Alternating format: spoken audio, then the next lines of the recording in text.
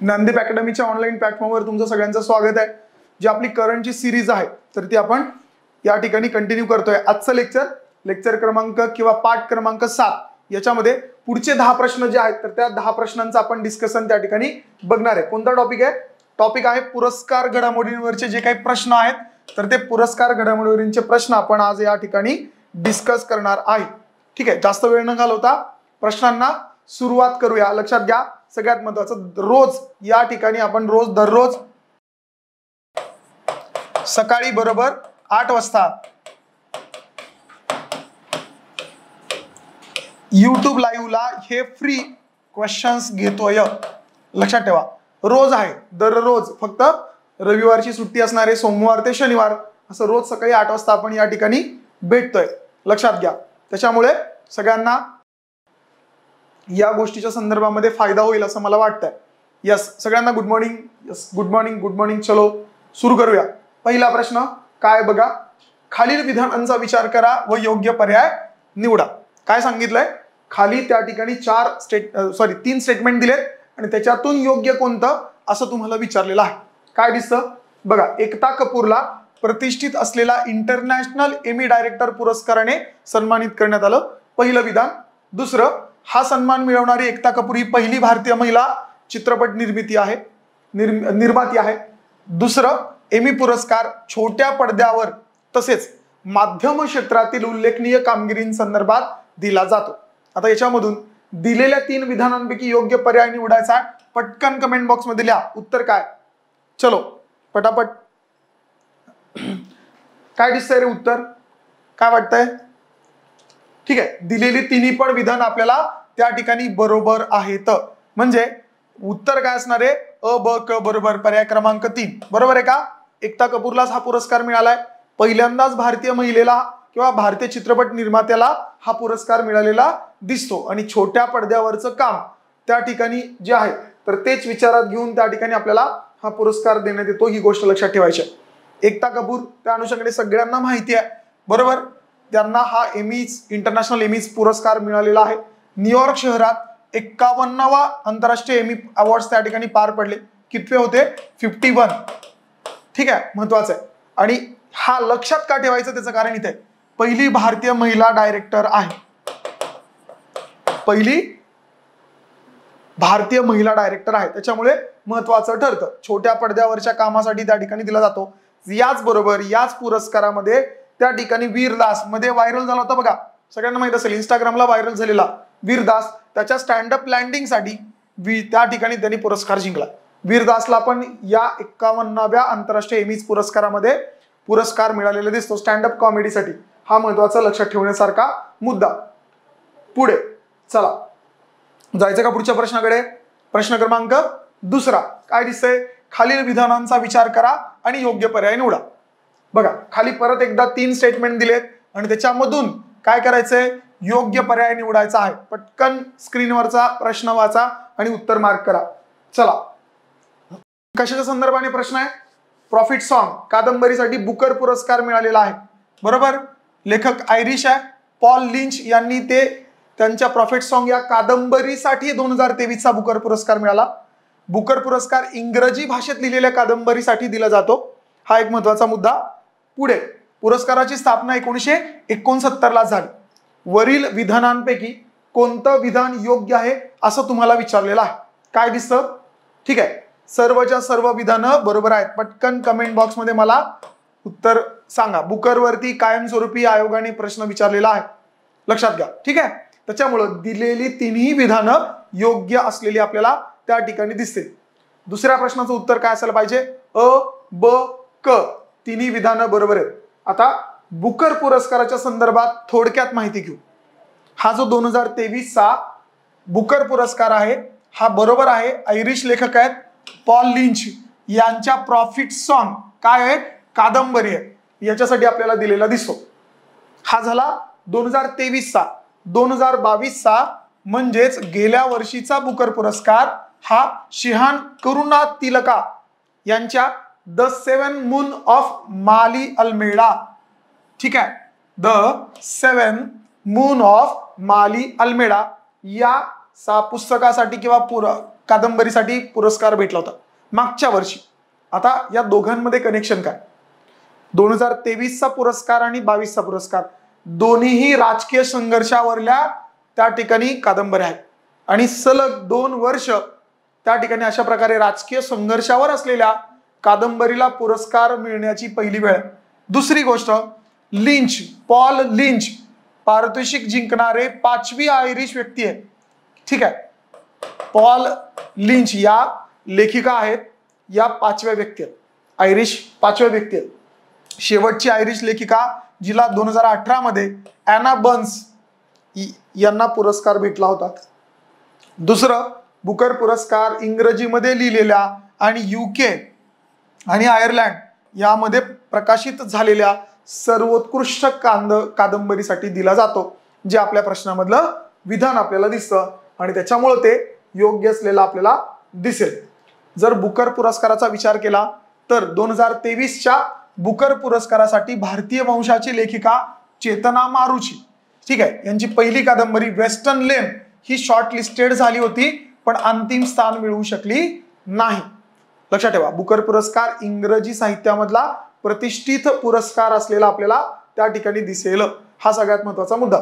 जे त्या ठिकाणी 50,000 GBP आणि त्या जिंकलेल्या व्यक्तीला दिले जातात, तर जे सहभागी शॉर्टलिस्टेड व्यक्ती असतात त्यांना 2,500 GBP दिले जातात. अशा पद्धतीने हे लक्षात ठेवणं अपेक्षित आहे. बघा पुढचा प्रश्न सोपा आहे. या ठिकाणी हा प्रश्न येण्याची पॉसिबिलिटी जास्त आहे. बघा 54वा भारतीय आंतरराष्ट्रीय चित्रपट महोत्सव गोव्यामध्ये पार पडला. पणजीला गोव्यामध्ये पार पडला. याच्यामध्ये भारतीय चित्रपट सृष्टीमध्ये योगदान दिल्याबद्दल जो पुरस्कार दिला गेला, विशेष सन्मान पुरस्कार, हा कोणाला दिला गेला असं विचारलंय. हेमा मालिनी, माधुरी दीक्षित, अमिताभ बच्चन आणि रजनीकांत.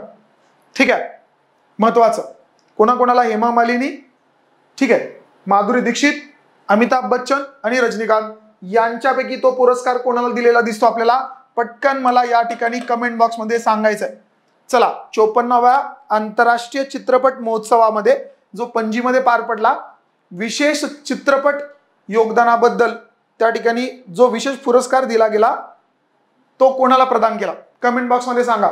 यस, बरोबर आहे. चलो, पर्याय क्रमांक 2 काय दिसत आहे? माधुरी दीक्षित यांना त्यांच्या विशेष योगदानाबद्दल हा चित्रपट पुरस्कार दिलेला दिसेल. पणजी इथं पार पडलेला होता.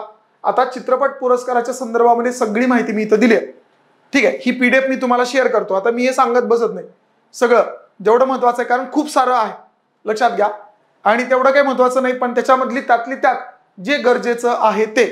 आता ओपनिंगचा चित्रपट, क्लोजिंगचा चित्रपट असं काही पेपरला अजूनपर्यंत आलेलं नाही. लक्षात घ्या. एक तर कुठे पार पडला, कितवा होता, ठीक आहे, 54वा होता, पणजीमध्ये पार पडला, ठीक आहे, आणि सगळ्यात महत्वाचं माधुरी दीक्षित यांना पुरस्कार. या बाबी तुम्हाला त्या ठिकाणी लक्षात घ्यायच्या. ठीक आहे. दुसरं, काही गोल्डन पिकॉक पुरस्कार वगैरे जे आहेत तर तेवढे फक्त बघूया जे महत्वाचं आहे. बघा, अब्बास अमिनी यांच्या पर्शियन चित्रपट एंडलेस बॉर्डर्सला 54व्या इफ्फी मध्ये इंटरनॅशनल फिल्म फेस्टिवल मध्ये त्या ठिकाणी सर्वोत्कृष्ट चित्रपटासाठीचा सुवर्ण मयूर गोल्डन पिकॉक पुरस्कार. पहिला मुद्दा. ठीक आहे. दुसरं महत्वाचं, हॉलिवूडचे अभिनेते आणि निर्माते मायकल डग्लस यांना सत्यजित रे जीवन पुरस्कार. जोड्या लावाचा प्रश्न आहेत, हे जोड्या लावाचे प्रश्न आहेत. अँथनी चेन यांना ड्रिफ्ट चित्रपटासाठी त्या ठिकाणी युनेस्कोचं गांधी पदक हे मिळालं. युनेस्कोचं गांधी पदक इंटरनॅशनल फिल्म फेस्टिवल मध्ये अँथनी चेन यांच्या ड्रिफ्ट चित्रपटासाठी ISFTचं गांधी पदक भेटलेलं आहे. पंचायत ही वेब सिरीज आहे, बरोबर, अमेझॉनच्या ऍपवरती आली होती. सर्वोत्कृष्ट वेब मालिका OTT वरची पंचायतला भेटला. हे 4 गोष्टी खूप महत्वाच्या. या पुरस्कारांमधलं काय लक्षात ठेवायचं जर मला विचारलं तर ह्या 4 मिनिमम गोष्टी ज्या आहेत तर त्या तुम्हाला लक्षात ठेवायच्या आहेत. लक्षात ठेवा. ठीक आहे. सर्वोत्कृष्ट दिग्दर्शक म्हणून बल्गेरियन दिग्दर्शक स्टीफन कोमांडरो यांच्या ब्लॅक्स लेसन्स या चित्रपटासाठी रौप्य सिल्वर पिकॉक त्यांना भेटलेला आहे. बाकी बघा, वन लाइनर मध्ये सगळ्या गोष्टी आहेत, या तुम्ही त्या ठिकाणी लक्षात ठेवणं अपेक्षित नाहीये. जे अपेक्षित आहे ते इथे ऋषभ शेट्टी, माहितीये ना कंतारा, ते गाणं आणि डान्स पूर्ण फेमस झाला होता कंतारा. ठीक आहे, या कांतारा मूवीसाठी विशेष ज्युरी पुरस्कार भेटला. बस एवढं इंटरनॅशनल फिल्म फेस्टिवल मध्ये नोट डाऊन करण्यासारखं आहे. मधलं हे नाही लक्षात ठेवलं तरी चालेल, फक्त एकदा रीड करून घ्या.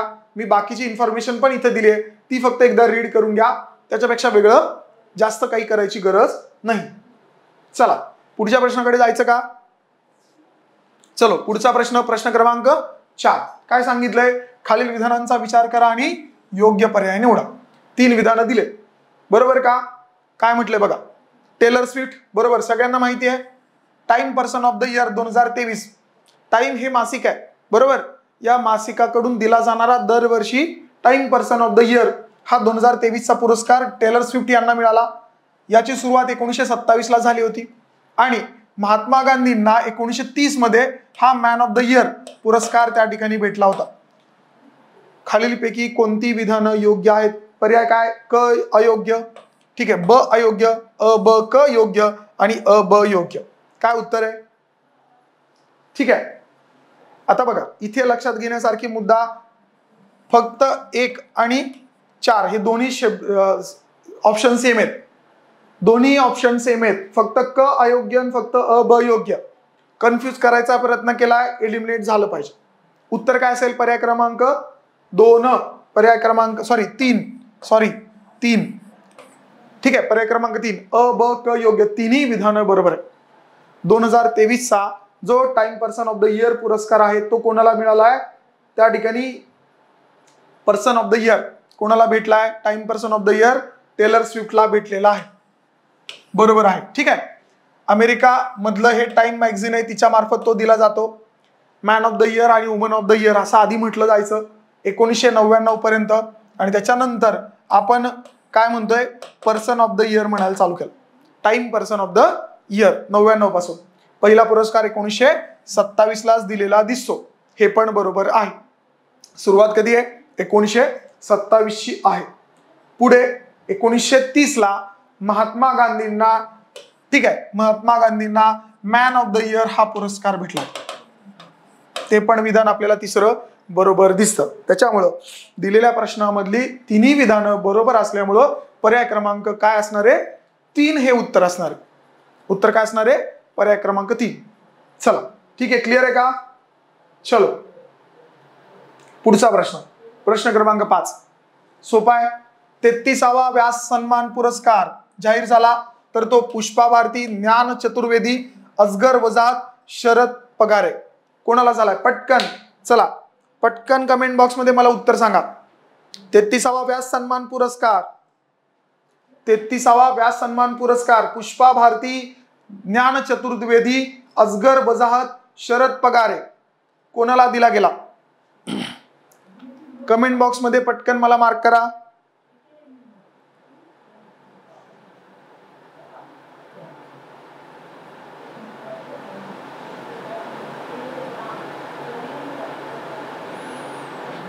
आलं का रे?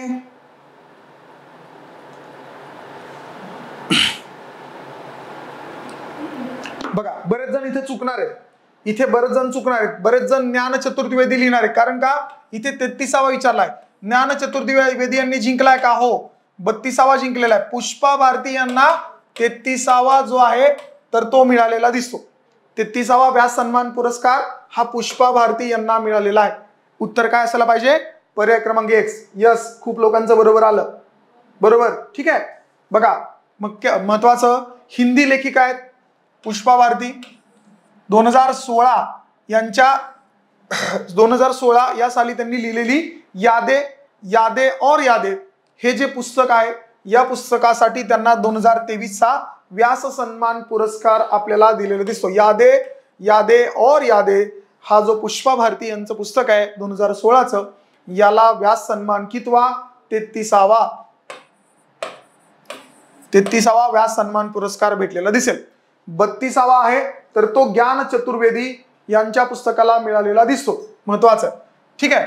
के बिर्ला फाउंडेशनने 1991 मध्ये हिंदी साहित्य क्षेत्रामध्ये चांगलं काम करणाऱ्या लोकांसाठी व्यास सन्मान पुरस्काराची सुरुवात केली. पहिला मुद्दा.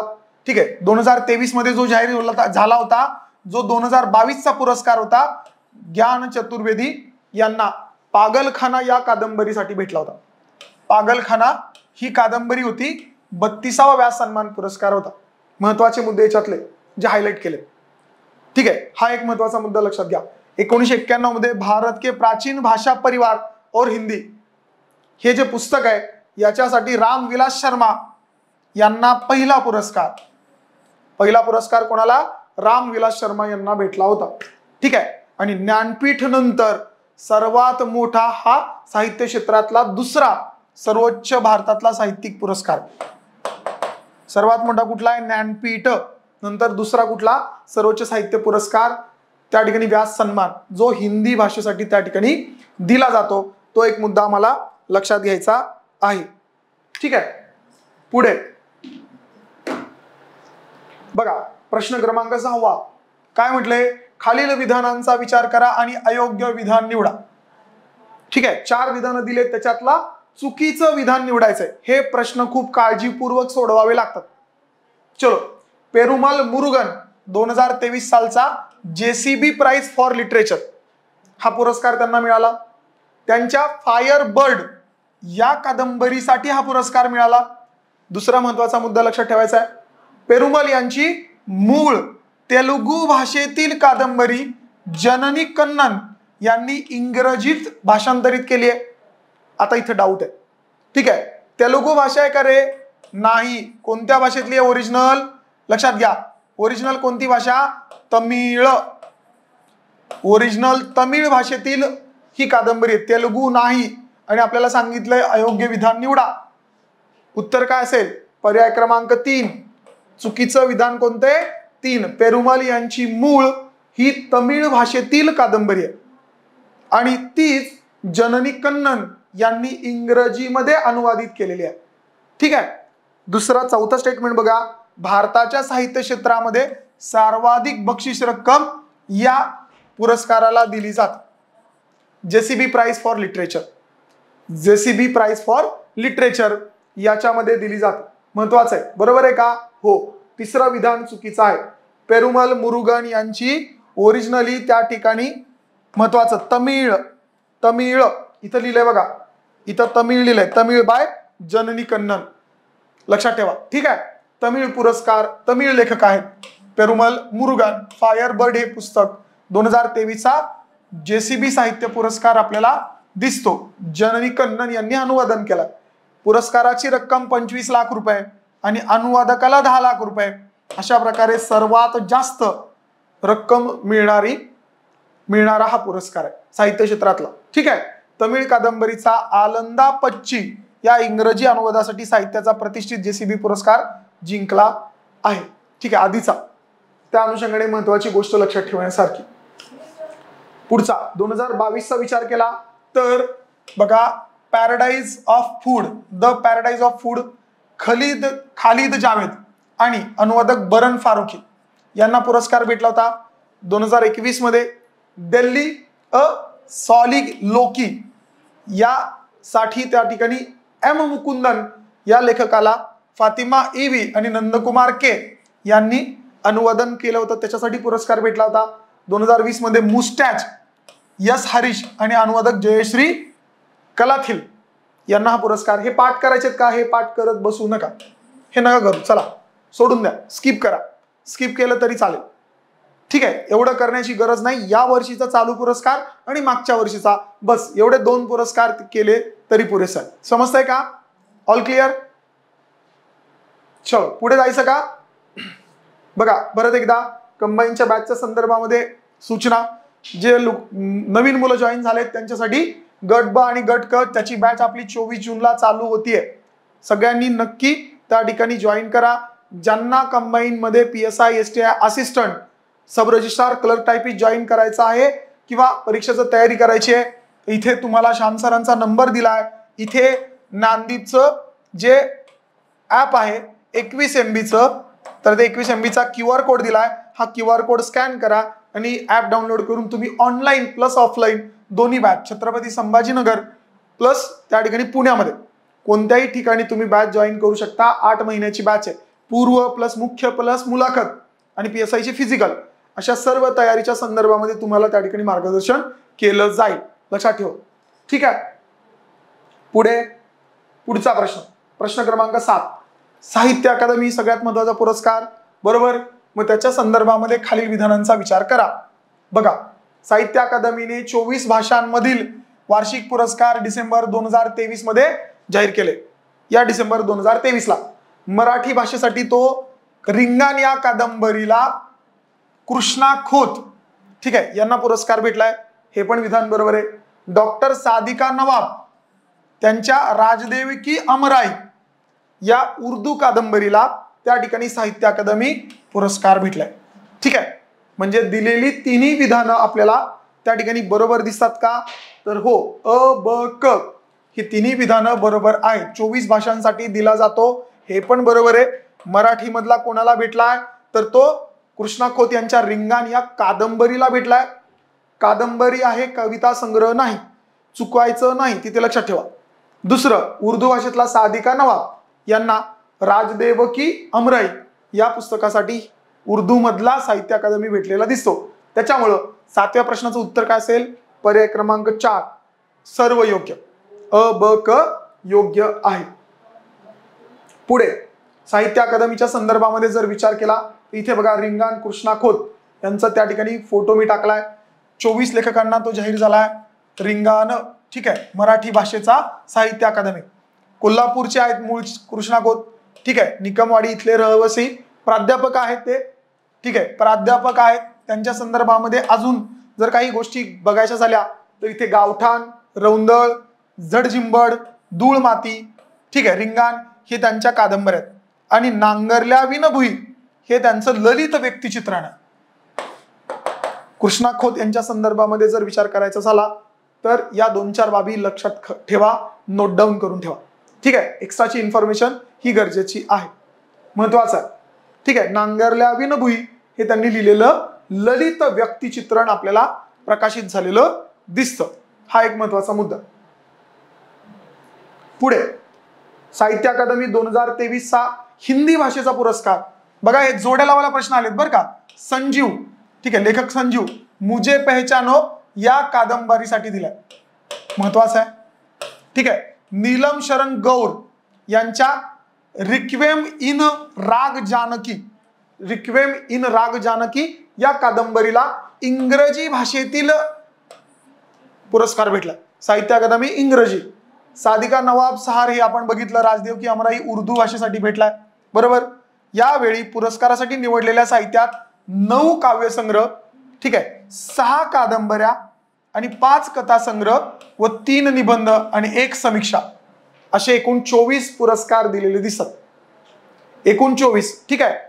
24 पुरस्कार आपल्याला या ठिकाणी 24 भाषांसाठी दिलेले आहेत. हा एक महत्वाचा मुद्दा. त्याच्या पुढे जाऊन लक्षात ठेवण्यासारखी बाब लक्षात घ्या. हे जे 24 भाषांच्या संदर्भामध्ये किंवा साहित्य अकादमीच्या संदर्भामध्ये पेपरला मल्टीलाईन मध्ये जर प्रश्न आला तर सुरुवात कधी झाली? स्थापना 1954 ला झालेली दिसते. तेव्हापासून हे पुरस्कार दरवर्षी साहित्यिकांसाठी दिले जातात. लक्षात ठेवा. नॅशनल अकॅडमी ऑफ लेटर्स यांच्या मार्फत साहित्य अकादमी त्या ठिकाणी दिला जातो. हा एक महत्वाचा मुद्दा.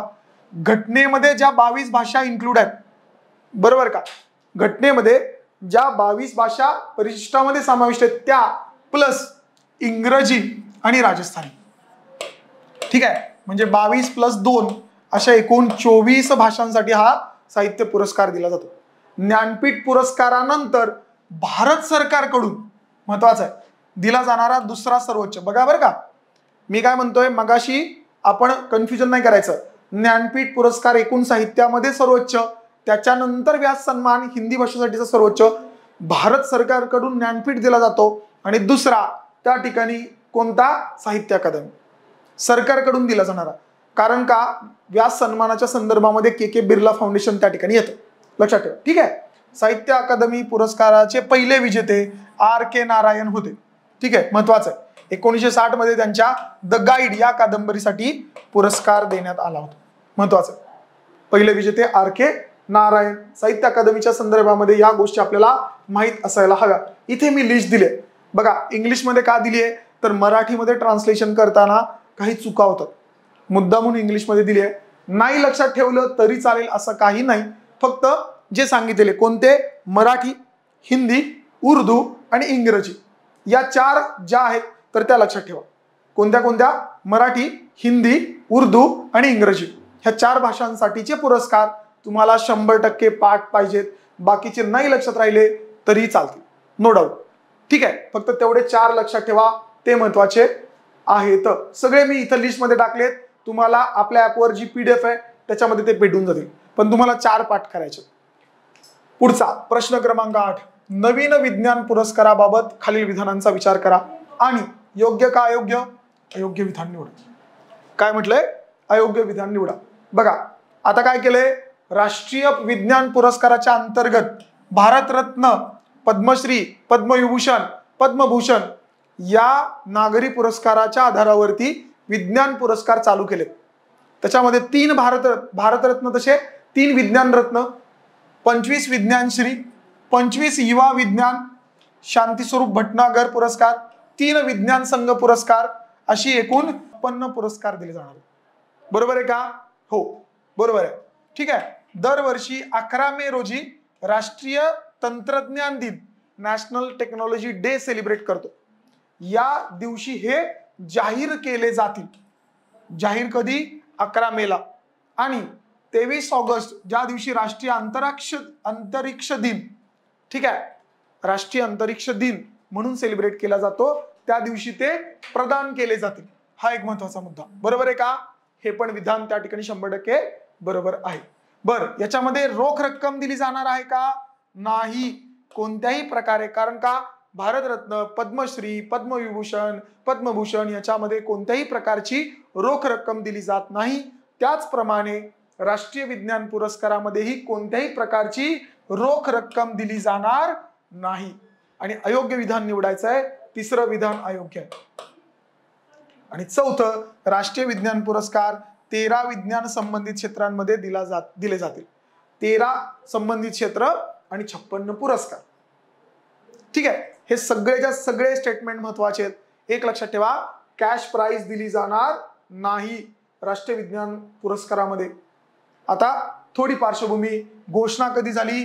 22 सप्टेंबर 2023 ला सरकारने अशा प्रकारे नवीन विज्ञान पुरस्कारांची घोषणा केली. लक्षात ठेवा, 56 पुरस्कार त्या ठिकाणी दिले जाणार आहेत, जे आता आपण बघितले 13 कॅटेगरीमध्ये. लक्षात घ्या, तंत्रज्ञान दिन असतो आपला 11 मेला, त्या दिवशी घोषित होतील. आणि 23 ऑगस्टला त्या ठिकाणी राष्ट्रीय अंतराळ दिन असणारे त्या दिवशी प्रदान होतील. हा एक महत्वाचा मुद्दा लक्षात ठेवणं गरजेचं आहे. पुढे कोणत्याही रोख रकमेचा समावेश असणार नाही. पद्म पुरस्काराप्रमाणेच हे महत्वाचं वाक्य. आणि 13 क्षेत्रामधल्या राष्ट्रीय विज्ञान क्षेत्रांमध्ये पुरस्कार प्रदान केला जाणार. हे नवीन राष्ट्रीय विज्ञान पुरस्कार त्या ठिकाणी जाहीर झालेले दिसतात, चालू केलेले दिसतात. हे महत्वाचे आहेत, गरजेचं आहे करणं. ठीक आहे.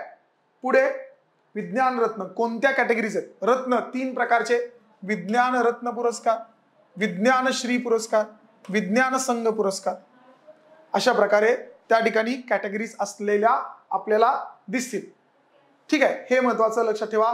एकदा फक्त रीड करून घ्या, हे महत्वाचं आहे. आता 11 मे आणि 23 ऑगस्ट याचं महत्व लक्षात घेणं गरजेचं आहे. किंवा याच पुरस्कारामध्ये आपण जो देतोय विज्ञान युवा शांती स्वरूप भटनागर पुरस्कार, याची काही कंडिशन्स आहेत. त्या कंडिशन्स फक्त बघूया. तरुण शास्त्रज्ञांसाठी दिला जाईल ज्याचं वय जास्तीत जास्त 45 वर्ष आहे. आणि बहुविद्याशाखे विज्ञान पुरस्कार याच्यामधला सर्वोच्च, समजतंय, सर्वोच्च पुरस्कार आहे. मग शांती स्वरूप भटनागर जे आहेत, ठीक आहे, CSIR चे संस्थापक आणि संचालक यांच्या नावाने हा पुरस्कार त्या ठिकाणी दिला जाणार आहे.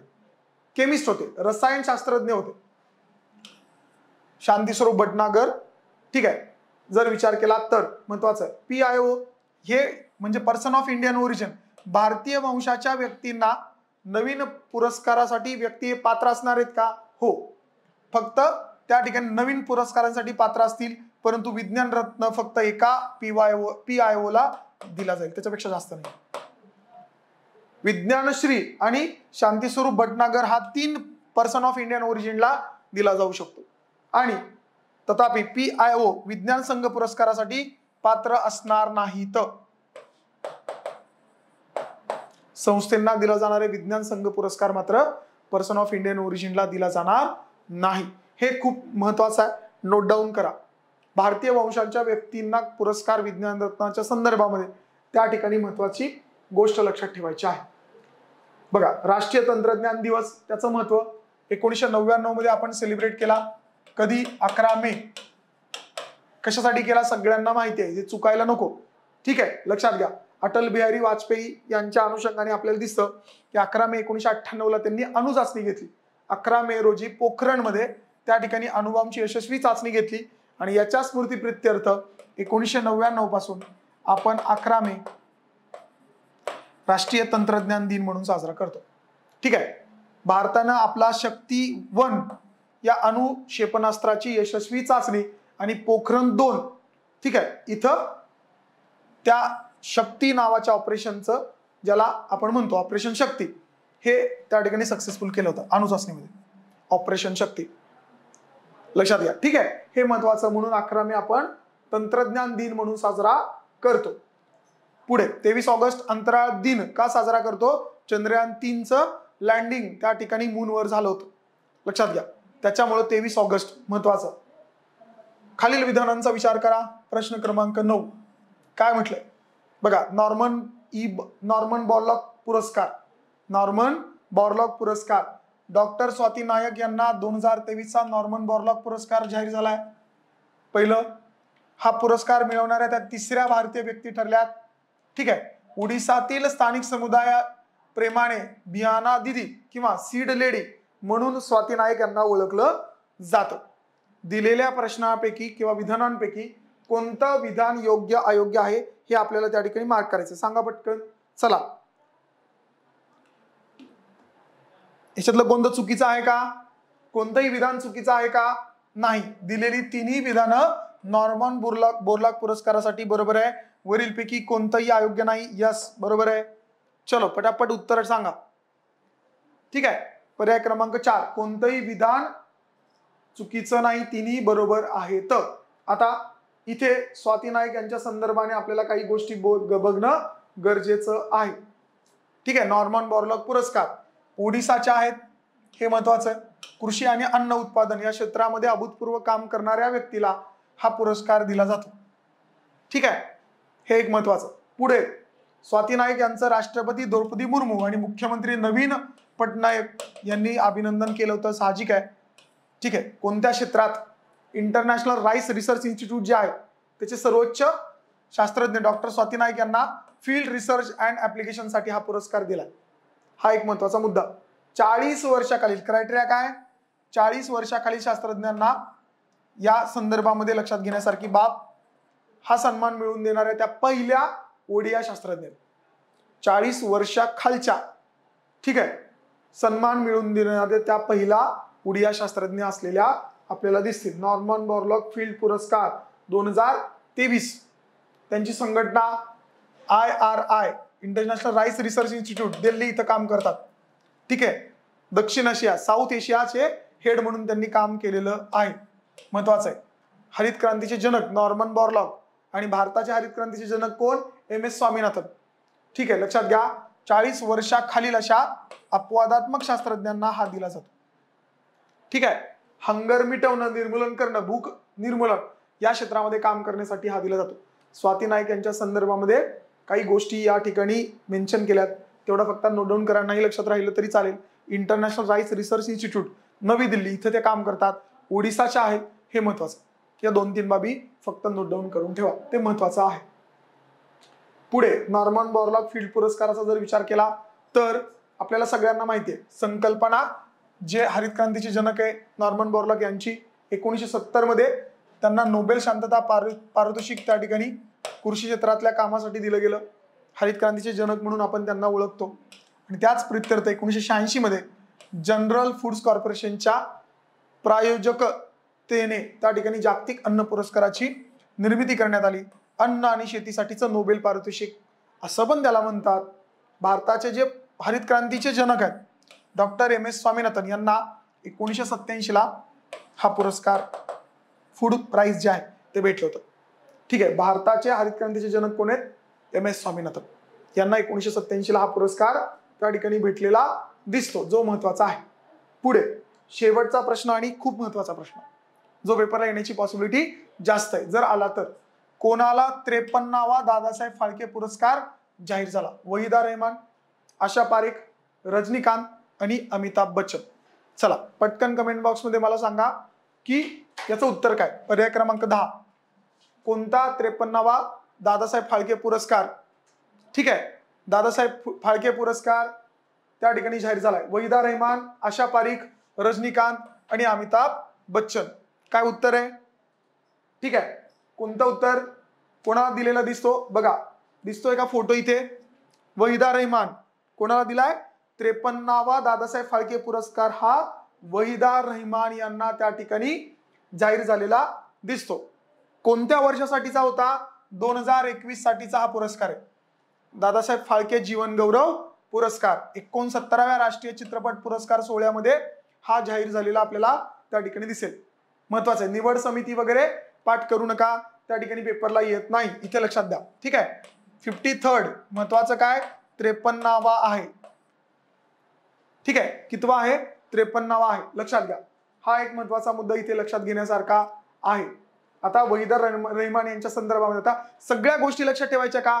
नाही, काही गरज नाहीये. वहिदा रहमान यांच्या सगळ्या गोष्टी लक्षात ठेवू नका, नाही ठेवल्या तरी चालतील. फक्त महत्वाचं काय, इथं मी एक मुद्दा सांगतो, फक्त तेवढं फक्त लक्षात ठेवा. हे पुरस्कार, ठीक आहे, काय दिसते आपल्याला इथे? याच्यामध्ये सर्वोत्कृष्ट अभिनेत्रीचा फिल्मफेअर असेल, बंगाल फिल्म असेल, फिल्मफेअरचे पुरस्कार त्यांना मिळाले, ओके, सोडून द्या. पण इथं सर्वोत्कृष्ट अभिनेत्रीसाठीचा राष्ट्रीय चित्रपट पुरस्कार त्यांना भेटला होता रेश्मा आणि शेरा या पिक्चरसाठी 1972 ला. दुसरा महत्वाचा मुद्दा, पद्मश्री भेटला 1972 ला. हा एक महत्वाचा मुद्दा. फिल्मफेअरचा जीवन गौरव पुरस्कार भेटलाय. NTR राष्ट्रीय पुरस्कार जो आंध्र प्रदेश सरकार मार्फत दिला जातो तो 2006 ला. दुसरं महत्वाचं, 2011 ला Padma Bhushan, third highest civilian award. आणि आता दादासाहेब फाळके जीवन गौरव पुरस्कार 2021. हे सगळे पुरस्कार लक्षात ठेवा, एवढे इम्पॉर्टंट आहे. ठीक आहे, एवढं पुरेसं आहे, याच्यापेक्षा जास्त नको. लक्षात आलंय का? हे महत्वाचं आहे. हे 4-5 पुरस्कार फक्त नोट डाऊन करून ठेवा, बाकी नाही लक्षात ठेवले तरीही चालतील. गेल्या वर्षीचे दादासाहेब फाळके पुरस्कार हे झालं. 2021 चा पुरस्कार वहिदा रहमान यांना. 2020 चा पुरस्कार त्या ठिकाणी भेटला होता अभिनेत्री आशा पारेख यांना. त्याच्यापूर्वी 2019 चा रजनीकांत, 2018 चा जो 50वा होता तो अमिताभ बच्चन यांना भेटला होता. ठीक आहे. 50, 51 रजनीकांत, 52 आशा पारेख आणि 53 वहिदा रहमान.